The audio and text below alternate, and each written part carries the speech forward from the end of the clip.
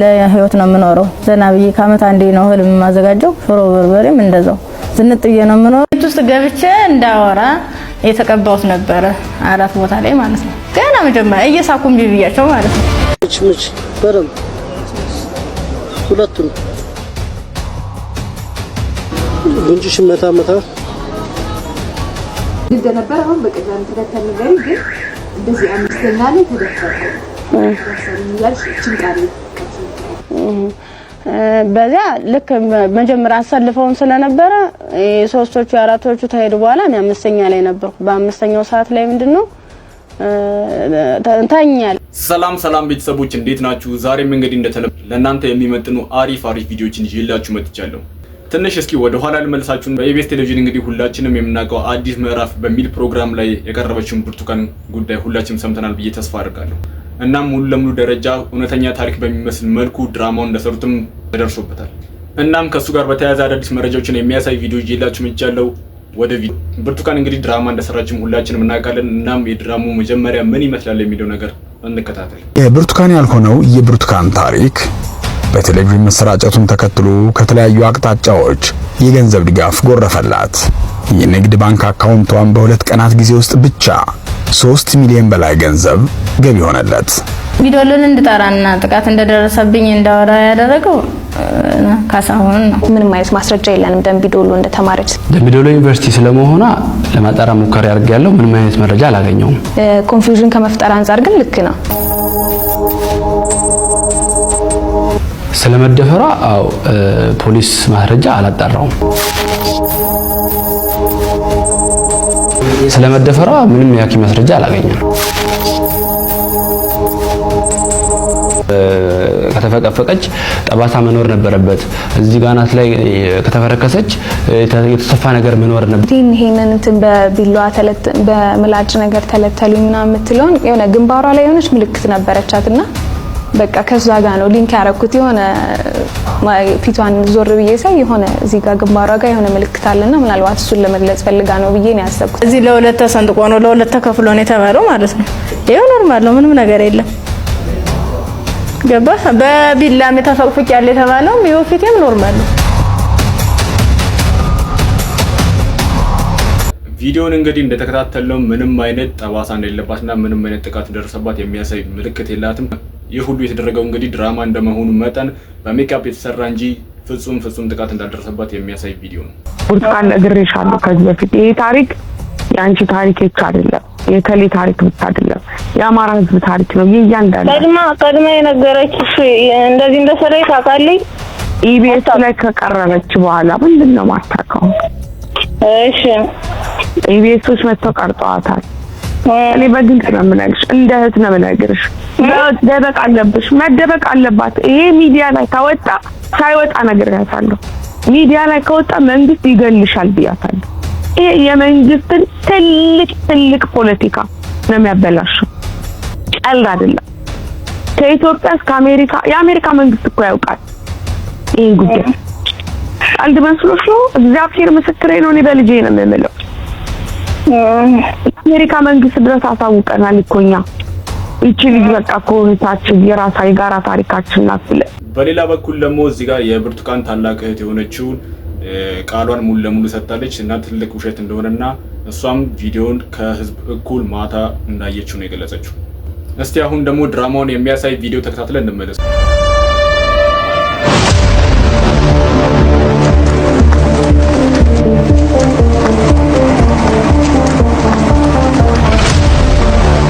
ወረቡን ከፍ ነው ያለ በቃ ቤት እንደሄደም መስካውንም ያኔ ምራፍ አላገኘው ከበቴን ፈታው ምን ማለት ነው ይሄ አሻራ ሰጠው አሻራም ከሰጠው በኋላ የተወሰነ ጊዜ ቆየ ወይ ምን ተፈልጎ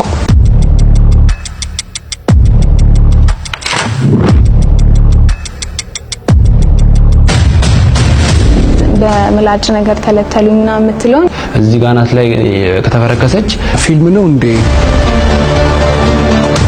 እኔ ያስመዘገብኩት 6 ሰው ብቻ ነው ካሶ ምንድነው ይሄ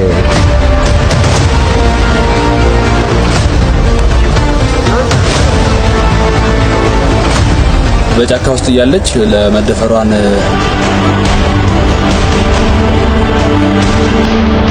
ስልክ አገናኘኝ ብላ እዛ አካባቢ ደውዬላት ገንዘቡን አቀበልኳት።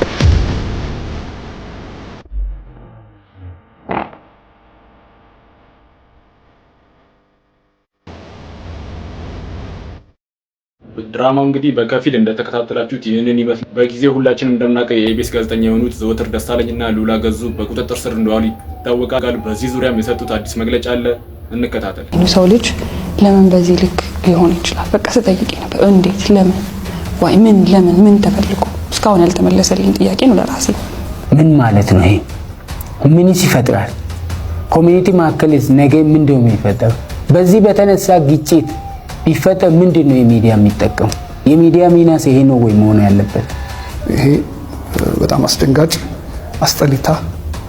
አስጠሊታ ምልበት ምክንያት የሰው ልጅ በዚህ ልክ አንድን ጥቅም ለማግኘት በዛ ርቀት ብዙ ሰዎችን በዛው እየጎዳ ዋጋ እያስከፈለ ሄዷል የሚለው ነገር ተረድቼበታል።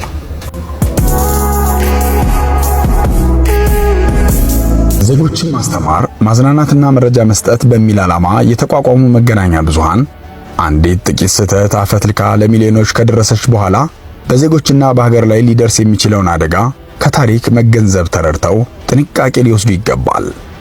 በድህረ እውነት ዘመን ሳያጣሩ መረጃዎችን መቀበል የሚያስከፍለው ዋጋ ብዙ በመሆኑ መጠንቀቁ የግድ ይላል።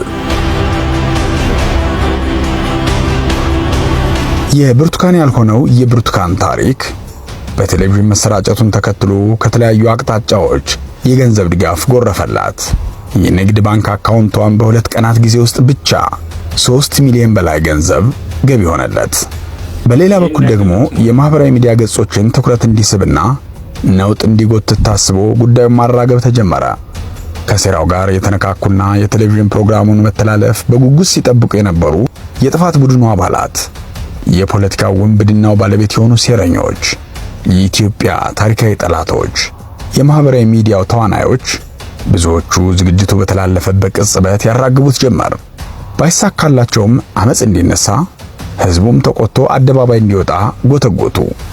ሚዲያ ላይ ተለቆ ሳየው አረ ብርቱካን የምትባለው እንደዚህ አየዋት፣ እሷ ነች አይደለችም እና ያለኝ አሁን እቺ ነግሬ ነበር እንድትታገዝ ነግሬ የነበረችው ግለሰብ እሷ ነች በስልክ ነው እሱን ያወራው። ይህን ሁሉ ህጸጽ፣ ይህን ሁሉ ክፍተት የተሸከመው በሐሰተኛ ታሪክ ላይ ተመሰረተው የፖለቲካ ስካር የታየበት ዝግጅት በዳይሬክቲንግ በካሜራ ጥበብና በእንባ ተከሽኖ መጋቢት 14 ቀን 2017 ዓ.ም በቴሌቪዥን ተሰራጨ። ለዚያውም የድርጅቱ የህግ ክፍል አይቶ መተላለፉን እንደማይደግፈው ገልጾ ቁስል ምናምን ሲሆን ያው ይታያል አይደለ? ጠባሳው ይወጣል ምናምን።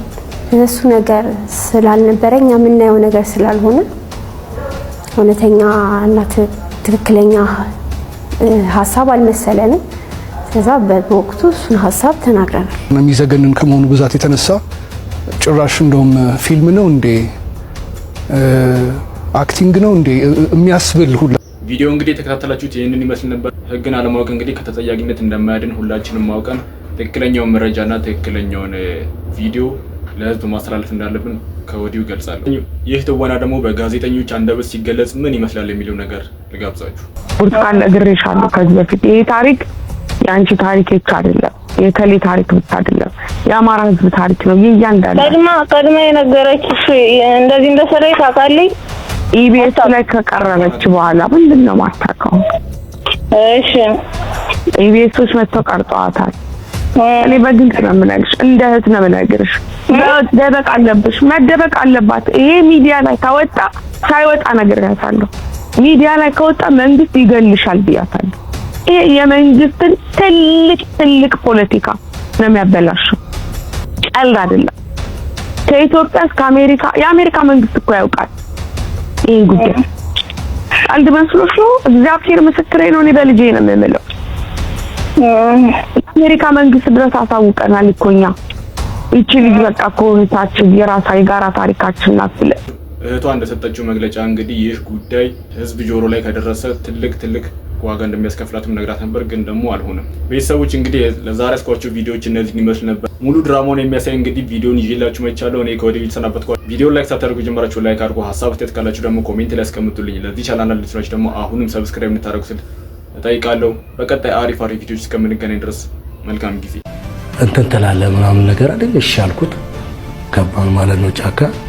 ልጅቷን ይዘን ሮጠን ወደዛ፣ ከዛ ወደዚህ መጣን።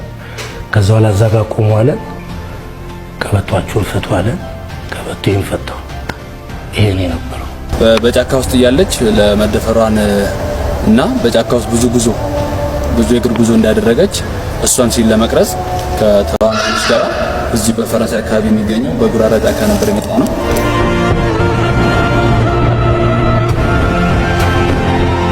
በወረዳ 14 የተጀመረው የብርቱካንን የመንታ መልክ ግንባታ ስራ በኢቢኤስ የቴሌቪዥን ጣቢያም የተሰጠው ትኩረት ቀጥሏል።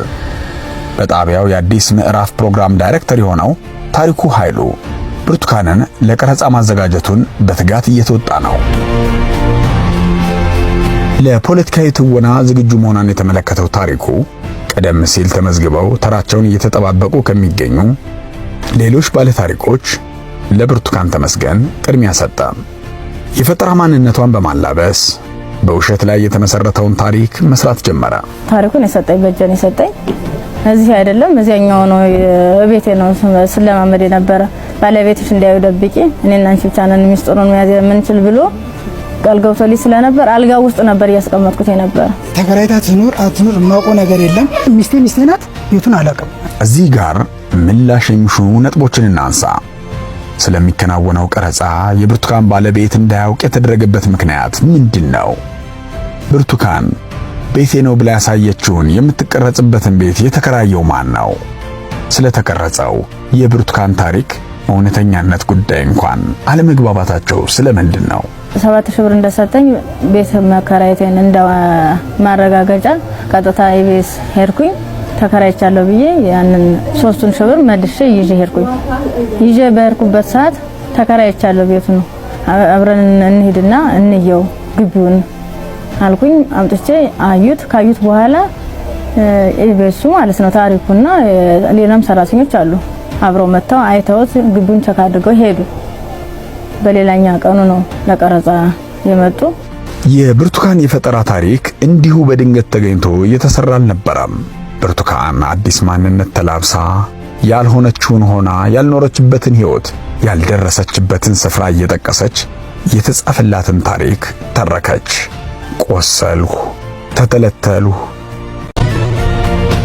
ታሪኩ ኃይሉ የፖለቲካዊ የሴራ ድራማው ዳይሬክተር ነው። የታሪኩ ብርቱካን መልኳ ሌላ ነው። ዳይሬክተሯ ከጥፋት ቡድኑ የተሰጠውን ተልዕኮ የምትተውንበትን ቦታ አመቻችቶ አስፈላጊ ድጋፍ ያደርጋል። ቤት እንደከራይ ያደረገ 7000 ብር በእጅ የሰጠኝ ታሪኩ ይባላል። የኢቢኤስ ቴሌቪዥን ሰራተኛ ነው።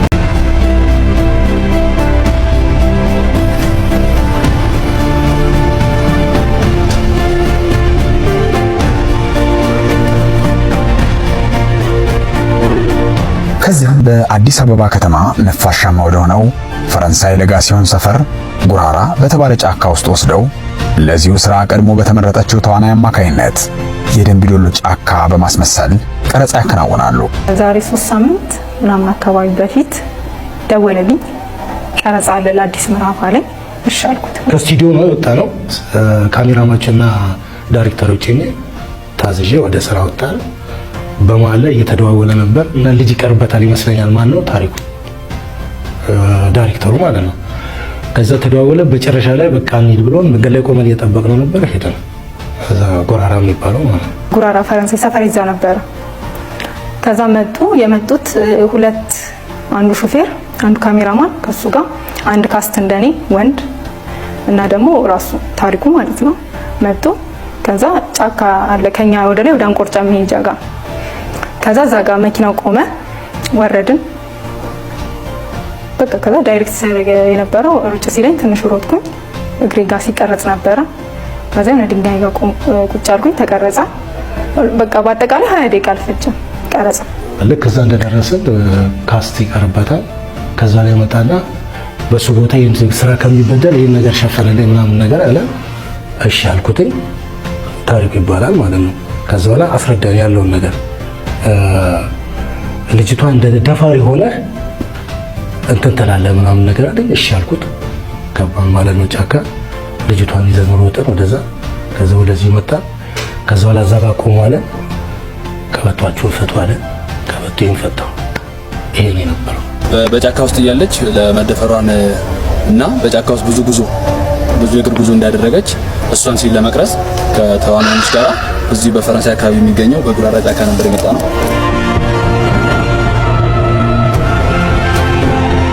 በወረዳ 14 የተጀመረው የብርቱካንን የመንታ መልክ ግንባታ ስራ በኢቢኤስ የቴሌቪዥን ጣቢያም የተሰጠው ትኩረት ቀጥሏል። በጣቢያው የአዲስ ምዕራፍ ፕሮግራም ዳይሬክተር የሆነው ታሪኩ ኃይሉ ብርቱካንን ለቀረጻ ማዘጋጀቱን በትጋት እየተወጣ ነው። ለፖለቲካዊ ትወና ዝግጁ መሆኗን የተመለከተው ታሪኩ ቀደም ሲል ተመዝግበው ተራቸውን እየተጠባበቁ ከሚገኙ ሌሎች ባለታሪኮች ለብርቱካን ተመስገን ቅድሚያ ሰጠ። የፈጠራ ማንነቷን በማላበስ በውሸት ላይ የተመሰረተውን ታሪክ መስራት ጀመረ። ታሪኩን የሰጠኝ በእጄን የሰጠኝ እዚህ አይደለም እዚያኛው ነው።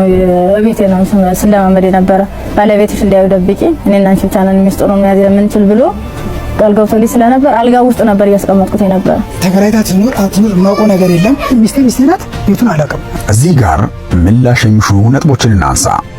ስለሚከናወነው ቀረጻ የብርቱካን ባለቤት እንዳያውቅ የተደረገበት ምክንያት ምንድን ነው? ብርቱካን ቤቴ ነው ብላ ያሳየችውን የምትቀረጽበትን ቤት የተከራየው ማን ነው?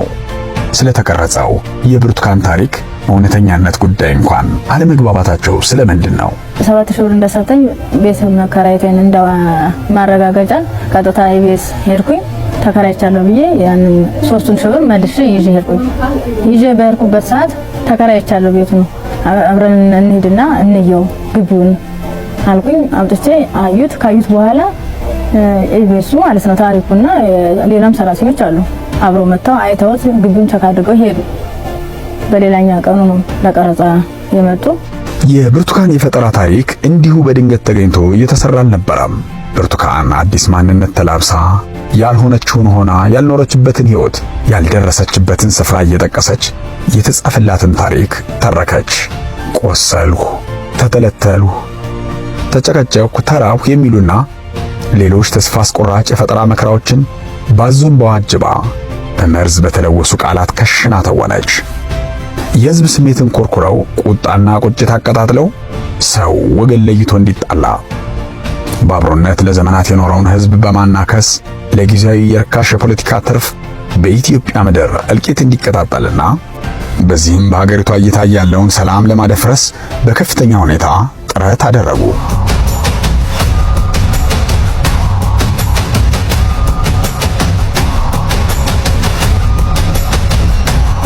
ለሴራ ታሪካቸው ጡዘት በሚል መዝግበው ያስቀመጡት የቅዠት ታሪክ መቼቱን በተንኮል ስለው አስቀምጠዋል።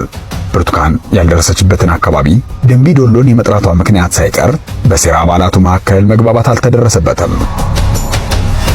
ደምቢዶሎን እንድጠራና ጥቃት እንደደረሰብኝ እንዳወራ ያደረገው ካሳሁን ነው። በደምቢዶሎ ዩኒቨርሲቲ ውስጥ ምንም አይነት እገታ እንዳልተፈጠረ እኔ ካለኝ እንትን ያንን ነው የማውቀው። ደምቢዶሎ ዩኒቨርሲቲ አካባቢ ላይ የተማረች የነበረች ጥቃት እንደደረሰች ካሳሁንና ብርቱካን እየወሩ ሰምቻለሁ። ከዛ በኋላ ያለው የትኛውም ሰው ሲጠይቅሽ እኔን ሲለኝ ካሳሁን ራሱ የትኛውም ነገር ሲጠይቅሽ ምንም ችግር የለውም ይሄ ቆቆንሽ ያለ ይሄኛው እኮ ደምቢዶሎ ሰው ነው አዋሪ እኮ እንትን ምንም ነገር እንዳታወሪ ጆሮን ራሱ ወደዚህ ሰው ያዋንተን እያለ ነው ሁሉ ብሎኛል።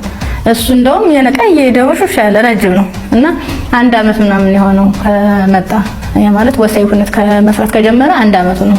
እነሱ ስለ ጥቃት ነው የሚያወሩት። ስለ ጥቃት፣ ስለ ደምቢዶሎ ዩኒቨርሲቲ ካሳሁን ስለ ደምቢዶሎ ዩኒቨርሲቲ ያወራል። ተደፍራ ታግታ ደምቢዶሎ የሚለው በጣም ውሸት ነው። አታውቀውም። ደምቢዶሎ ቤት እንደሆነ ራሱ ዩኒቨርሲቲ ቤት እንደሆነ አታውቀውም። ስሙንም ላታውቀው ትችላለች። የዛ ደገና ነበር። ታሪኩ ታሪከኛ ልጅ ነው። አዲስ ማንነት ጽፎ ለተመረጠችው የሴራ ፖለቲካ ተዋናይ ይስጣት እንጂ የሐሳቧ ምንጮች ርቀው በአውሮፓና አሜሪካ ከጀርባ መሽገዋል። የጥፋት ሐሳብ እየናጡ ቃላት እየመረጡ ፖለቲካቸውን እልቂት ላይ መትከል የሚሹ የሴራ ኃይሎች በእኩይ ተግባራቸው ተፈናጠዋል።